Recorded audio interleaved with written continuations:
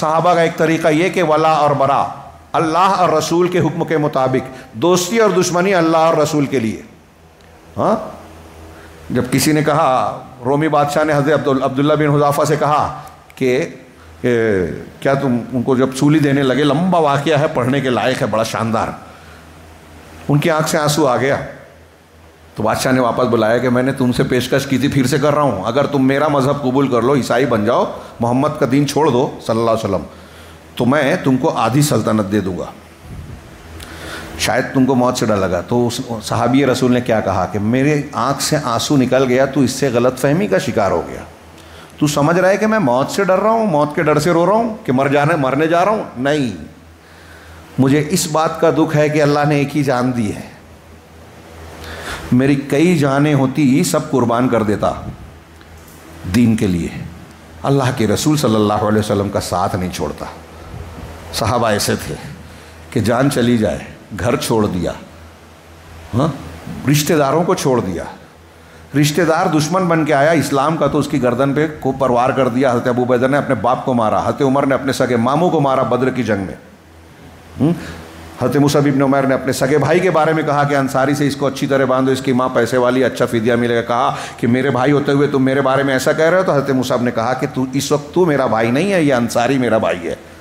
یہ ولا اور برا کہلاتا ہے. آج ہمارے یہاں لوگ اس کو بھی نہیں جانتے، اہل حق توحید والوں کو برا کہتے ہیں. یہ صحابہ کے طریقے سے ہٹ کے ہے. رافضیوں کی تائید کرتے ہیں، بدعتیوں کی تائید کرتے ہیں، تحریکیوں کی تعریف کرتے ہیں، صوفیوں کی تائید کرتے ہیں، یہودیوں کے ایجنٹ کا ساتھ دیتے ہیں، سعودی عرب اہل حق اہل حدیث کی مخالفت کرتے ہیں. یہ ولا اور برا کے اصول کے خلاف ہے، صحابہ کے طریقے کے خلاف ہے، قرآن و حدیث کی تعلیم کے خلاف ہے. جو ہمارا توحید والا آدمی ہوگا اس سے ہم کو دوستی ہونا چاہیے، یہ ایمان کی نشانی ہے. یہ صحابہ کا طریقہ ہے ولا اور برا. دشمنی اللہ کے لیے، دوستی اللہ کے لیے. اب جب آپ نے توحید ہی کو نہیں سمجھا ہے، اسلام کو ہی نہیں سمجھا ہے، تو آپ اسلام کے دوستوں اور دشمنوں کو بھی نہیں پہچانتے. نتیجہ یہ نکلا کہ آج بہت سارے لوگ اپنے آپ کو مسلمان، اسلام پسند، اسلام کی حکومت قائم کرنے والا بولتے ہیں، اور ان سے نفرت کرتے ہیں جو اصلی اسلام والے ہیں، ان کی موافقت کرتے ہیں جو بدعتی ہیں، خرافاتی ہیں، صحابہ کو گالی دینے والے. یہ ہو رہا ہے.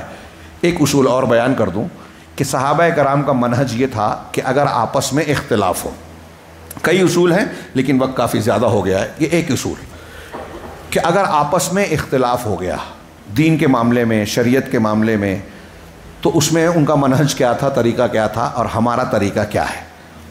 ہمارے یہاں آج کل لوگ بولتے ہیں اختلاف، ارے کوئی بات نہیں، یہ کرو کہ مت کرو، بدعت کرو کہ مت کرو، فاتحہ پڑھو کہ مت پڑھو، میلاد پڑھو کہ مت پڑھو، سب ایک ہو جاؤ. وہ بھی دین پہ عمل کر رہے ہیں، وہ بھی آپ کسی کے پھٹے میں کیوں ٹانگ ڈالتے ہو؟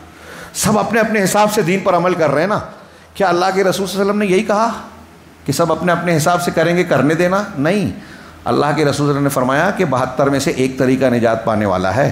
اللہ کے رسول صلی اللہ علیہ وسلم نے فرمایا کہ بہت سے تمہارے درمیان ایسے لوگ آئیں گے جو تمہارے درمیان کے ہوں گے، داڑھی والے ہوں گے، لمبے جبے کبے والے، یہ میں سمجھانے کے لیے وضاحت کر رہا ہوں، لیکن وہ جہنم کے دروازوں کی طرف بلانے والے ہوں گے. یعنی شرک اور بدعت کی دعوت دیں گے تو جہنم کی طرف بلانے والے ہوئے. اللہ کے رسول نے ہم کو ڈرایا ہے کہ اس سے بچنا، کہ تمہارے اور تمہارے درمیان ایک حدیث میں ہے کہ ایسے لوگ آئیں گے آخری زمانے میں جو ایسی حدیثیں سنائیں گے جو نہ تم نے سنی نہ تمہارے باپ دادا نے. تم ان سے بچنا، دور رہنا. میرے بعد مجھے سب سے زیادہ جس چیز کا میری امت پر ڈر ہے وہ گمراہ کرنے والے اماموں کا. کیا مطلب ہے ان حدیثوں کا؟ صحابہ کرام نے کیا غلط عقیدے والے کو دیکھنے کے بعد خاموشی اختیار کی کہ وہ اس کا عمل کرے، میں اپنا عمل کروں؟ جی نہیں. اللہ نے قرآن میں غلط شرک کا، بدعت کا، تثلیث کا، کفار کی شرک کا رد کیا. اللہ کے رسول نے رد کیا، صحابہ نے رد کیا، تابعین نے رد کیا، اماموں نے رد کیا، کتابیں لکھی آج موجود ہیں، اور آپ کہتے ہیں کہ آپ رد مت کرو. کیوں دوسروں کو غلط بولتے ہو؟ اگر آپ کو توحید بیان کرنی ہے، دعوت کا کام کرنا ہے، یہ جو سن لیں، دعوت و تبلیغ کا کام کرنے والے فضیلت بتانا دعوت نہیں ہے. یہ بھی صحیح اور وہ بھی صحیح، گائے بھی گابن بیل بھی گابن، یہ آپ دعوت نہیں دے رہے ہو. آپ کو بولنا پڑے گا کہ یہ توحید ہے، یہ شرک ہے. جس کو یہ جرت نہیں ہے کہ شرک کو شرک کر کے کہہ کے رد کرے، وہ نبی کے طریقے پہ چلنے کی جرت اس کے اندر نہیں ہے، ہمت نہیں ہے. گھر میں بیٹھے اپنے آپ کو دائی نہ بولے. آپ کے اندر جو طاقت ہے وہی کرو. اگر جتنے انبیاء کو دیکھ لیجئے قرآن میں، جب انہوں نے کہا اللہ کی عبادت کرو تو ساتھ میں کیا کہا؟ شرک مت کرو. مطلب اس کا حکم دینا ہے تو اس سے منع کرنا ہے، ہمارے اندر یہ کرنا ہے اور یہ نہیں کرنا ہے، دونوں کو حکم دینا ہے۔ تو میں بات کو ختم کروں کہ اللہ